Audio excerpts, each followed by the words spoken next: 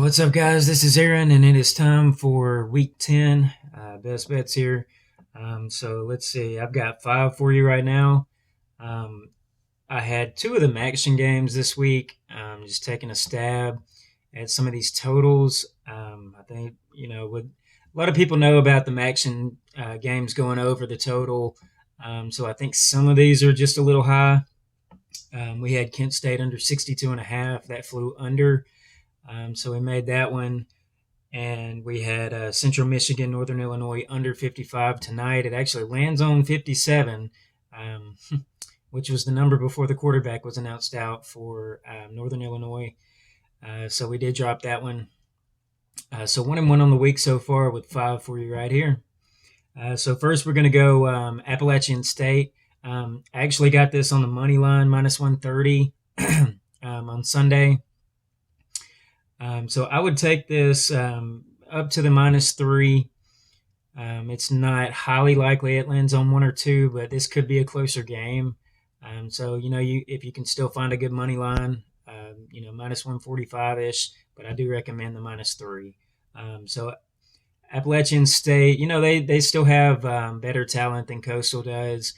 Coastal did lose a lot of guys last year that meant a lot to them, especially at the wide receiver position.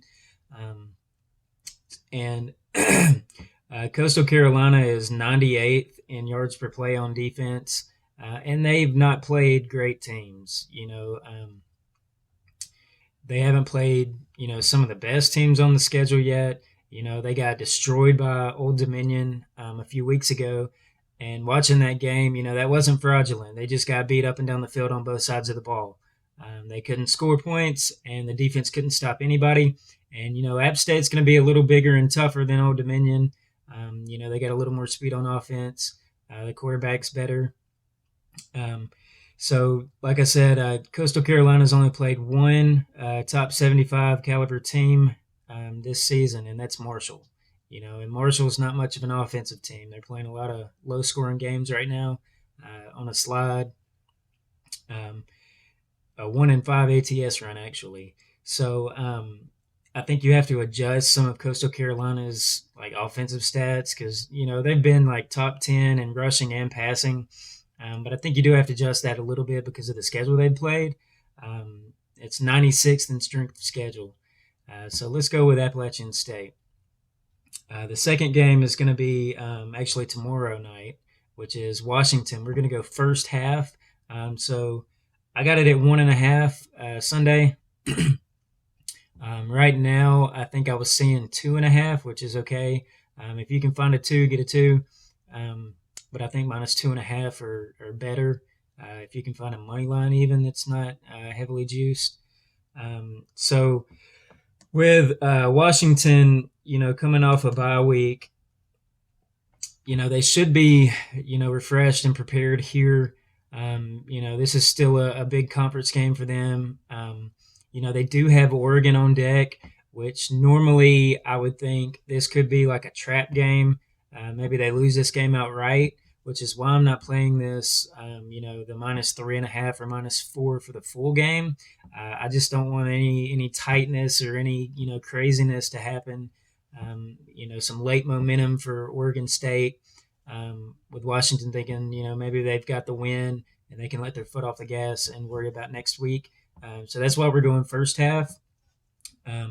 So Chance Nolan, the quarterback for Oregon State, he's been banged up, a little questionable right now, especially if he doesn't play. This offense is not very good, especially in the past few weeks, really after the Fresno State game where they put up 32. They're kind of, turn the ball over. That kind of thing against Washington with Michael Penix. If you turn the ball over, especially in your own territory, Washington can just go up and down the field pretty quickly. And the game could get out of hand that way. So I just think that Washington at home, a little too much offense, especially with Oregon State struggling to score a little bit. So let's go Washington first half. So Army and Air Force. Air Force is on the road at Army. So we're going to go the first quarter under. It's 7.5. So Obviously, the Service Academy unders, we all know about them by now. But this game, this series has gone under in the first quarter of the 7.5 number every single game since 2014. Okay, so that's like 8 in a row that the first quarter has gone under this total. So really, we're just playing on, both teams are option teams. Both teams know how to defend the option. Both of these teams play in lower scoring games normally, especially early. Um, and the fact that is even though Army's defense has been pretty poor this year, they play Air Force every single year. They play Navy every single year, so they're going to be ready for this type of offense. Both teams do throw the ball a little more than they used to, but I'm not really afraid of that. Um, we had the Air Force Navy first quarter under 7.5, and the only reason it lost is because Navy gave up a 70 some odd yard touchdown on a play from Air Force, and it was 7-3. But if you take that one long play away in the first quarter, that cashes easily. So that's really the only worry here is just if you get like some kind of quick strike touchdown, that could be a loser. But especially with the last 8 going under this, and both of these teams being so familiar with each other, let's take Army and Air Force first quarter under 7.5. So the next game is South Alabama and Georgia Southern. Georgia Southern is at home. So South Alabama is vastly improved from where they have been.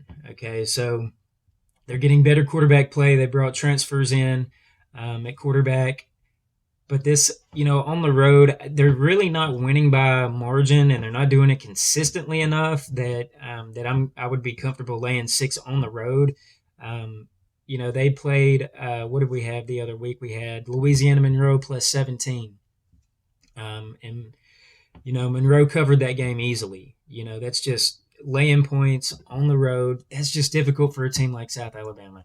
They're one of the better, if not possibly the best team in the Sun Belt. They could win the Sun Belt. I think Troy's got a game on them, a game or two, so they might not be able to get there this year. But as improved as they are, Clay Helton has done a fantastic job kind of revamping Georgia Southern. I did not believe in this, especially going from the option to the air raid, but he's done it well. Van Treese, the quarterback from Buffalo, he's been spectacular this year. The only fault that he has is when he turns the ball over. So we just have to hope that he's not out there throwing interceptions. Some of that stuff is random.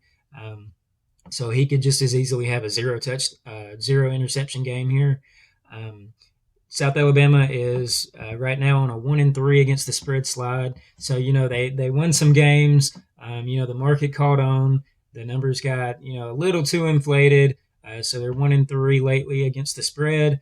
The only cover in that time was against Arkansas State last week, and Arkansas State was playing, I think, their 9th straight game without a bye.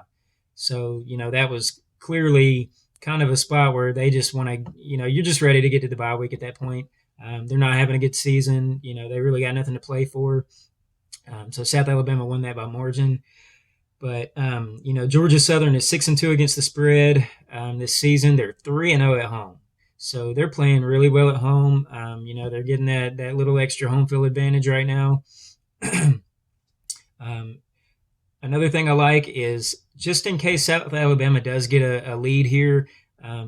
Georgia Southern is a pass-heavy offense, and they can get chunk yards and points. So this is the right side, for one of the teams to come back from behind. Georgia Southern can throw plenty, just in case they get down, they can backdoor cover in this game, especially as a home dog. You can always get that momentum at the end of the game. The statistics don't really reflect their outcomes. They did get wins against Nebraska and James Madison, and they were fairly heavily outgained in both of those. But, somehow this team, they just find a way, to stay in a game, especially to win those games. So let's take Georgia Southern plus 6. I've been seeing it down to 4+4 now, but if you got it on Twitter when I posted it, you got the +6. So let's see. The last one. This is going to be my first 2 unit bet of the season. I really saved these for the angles that I feel are the strongest, and this is going to be Ohio State at Northwestern. So I'm not worried about Ohio State being on the road here. They usually play just as well on the road as they do at home. So Northwestern lost their 7th game last week. They got beat by 3 touchdowns to Iowa. That's one of the worst offenses in the country. They have no big playability, and all I saw in that game was Iowa just breaks every tackle. Guys are open on play action for 10 yards, for 5 yards, for 20 yards. It's like everything worked in that game for Iowa, and that's a really poor offense. So I do think that Northwestern, they're a little down in talent. They don't have anything to play for now. They've already lost. It's their 7th game in a row, and now you've got top 3 team in the nation coming. This is a team that can score lightning fast. They've got all kind of receivers and running backs. Stroud, he can throw, he can run. They've got a lot of ways that they can hit you. And if you're not tackling well, this game's going to get out of hand very early. And Ohio State is scoring. They've scored 40 plus in every game besides the first game against Notre Dame. So you can pencil in 40 points, easily. And that's if there's no, turnovers, pick sixes, short fields. That's just if they have to go the length of the field, they can score 40 on you. So, I had penciled the Iowa, Michigan State, and Rutgers games before the season started. I didn't bet any of those, and Ohio State covered, did exactly what I thought they were going to do. So I think I have a good read on this team right now. Ohio State was 4-0 against the spread in those games. Also, Wisconsin was in there too.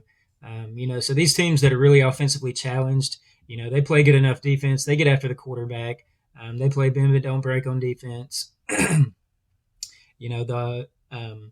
Northwestern had 177 yards against Iowa last week. Really, the only game that they've kept reasonably close lately is just that game against Maryland, and that was without Tagovailoa at quarterback. So obviously, Maryland was unable to score, as many points as they could have with a great quarterback. And even last week, I'm going to throw away that Penn State game. They play Ohio State really hard, so that's kind of to be expected. And even so, Ohio State was still able to score a bunch of points late when it really mattered. So we're going to take Ohio State -38, and let's hope that the first 2 unit bet of the week cashes for us.